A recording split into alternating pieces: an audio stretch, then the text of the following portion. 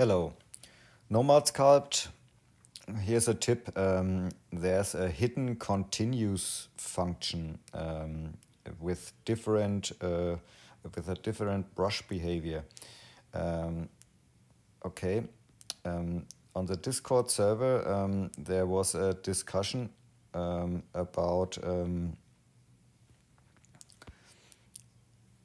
will be added continuous like in SculptGL. No, I don't think it's very useful, but you can do it in the turntable menu with speed at 0 and 4-finger tap on the screen. And Knacky posted a video how it works. Okay, and I demonstrated. I go back, and this is the normal mode. And when I use the inflate brush now, when I brush here, I'm using the pencil, and this is the behavior of the brush.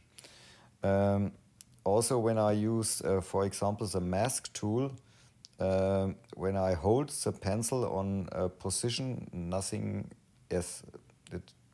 It works like this. Or the clay brush, here I have to scribble to clay here. And now when you go to the Nomad menu and when you use here a setting of 0 and turn on the turntable, now this screen appears. And here you can use now the tools also, but when you hold your pencil, the brush behavior is completely different. You can also here 4-finger tap on the screen with 4 fingers, and here you can now change your brushes.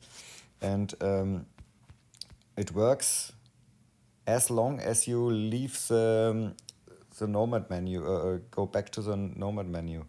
And this is the inflate brush with a new behavior. Okay, I leave it, go back, and this is the normal inflate brush. It works with almost every tool. And it's also possible to use this with a very low speed in the turntable, turn it on, and now you can here sculpt your bubbles. And when you leave it, and the same brush,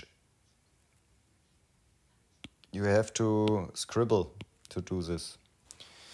And it works also with the mask tool.